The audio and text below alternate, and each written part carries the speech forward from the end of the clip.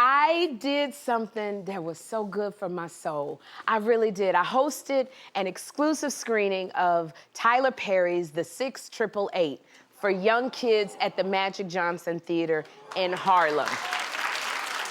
And one of the stars of the movie, Ebony Obsidian, made a special appearance, and we did a Q&A with her afterwards, and it was so absolutely amazing. Different organizations came and brought their kids. I can't remember everybody. It was like the NYPD Explorers and TAG and the dinner table, and there were foster kids who came. So many different organizations came out with the kids, and it was so awesome to speak into their lives and give them an experience that will hopefully last them a lifetime.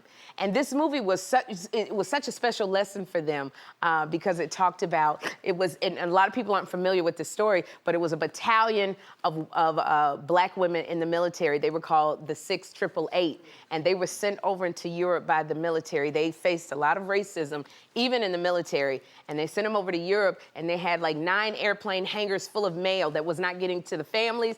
The families' mail wasn't getting to the troops. Morale was low, and the military gave them 6 months to get the mail, hundreds of thousands of pieces of mail to everybody. They did it in 3 months. They did it in 3 months.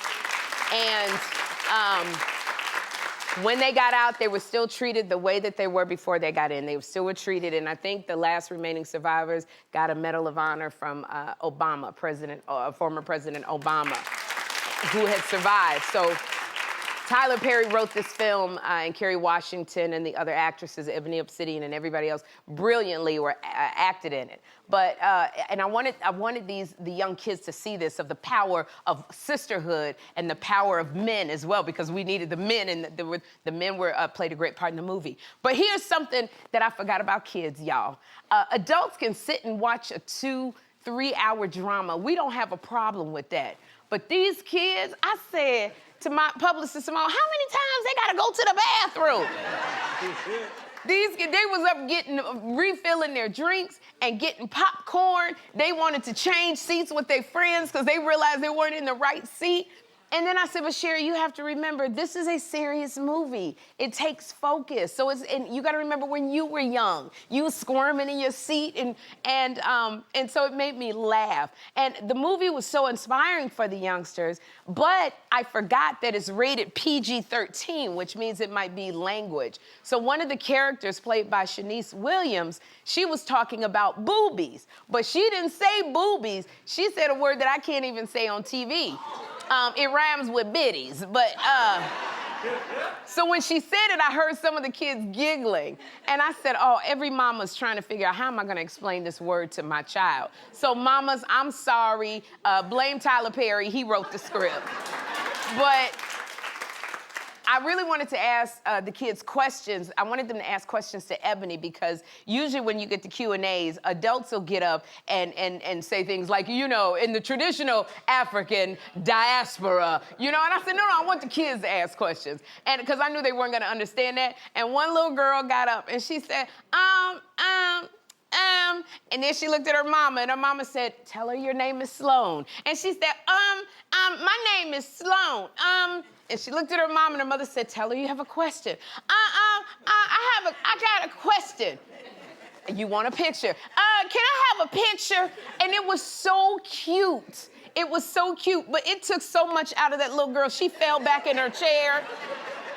And the teenagers, how did you get the job? And it was just like, I loved it, the joy in my heart to impart into these kids. It's so important to find children and young people and plant seeds in them and acknowledge them and see them. Because when I was younger, I remember I went to the theater and I saw Stephanie Mills in The Wiz, and it changed my life. I must have been about 9, and I had my little patent leather shoes on, and years later when I was on Broadway in Cinderella with Keke Palmer, it was a full circle moment because Stephanie Mills planted that seed within me. So it was nice to be able to plant the seeds in these kids to allow it to flourish. I had a great time, and I'm doing it again, but I'm gonna do this again. I'm gonna host movie night for adults. I think my next screening is gonna be Car Wash. Oh. Yes. car wash.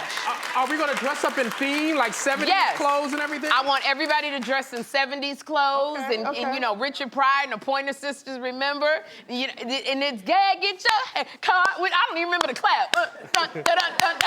Okay, I got it, I had it, all right. But it was fun, and thank you, the Magic Johnson Theaters in Harlem for allowing me to do that.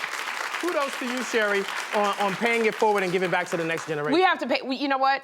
In this time that we are in now, we have to impart, we have to protect our children, be our children's advocates, and a lot of times our history is being taken away from us. We have to let our children know what our history is so that they can move forward into the future. And literally, legacy is hitting me nonstop. What is our legacy going to be in terms of the future? A lot of times we keep looking down on these kids, but they may not know. And it takes somebody, there's a child in your life that is your assignment. And what do you want your legacy to look like? And you know, I need somebody to push me around in my wheelchair when I'm in that daggone wheelchair. So I take the term auntie very seriously when the young people call me auntie, because it means that you respect, for me, you respect my wisdom, and you are my assignment, and I love you, and I want to give to you. So, somebody that look like me is supposed to be in this chair, but not today, not today. We're gonna have a good time.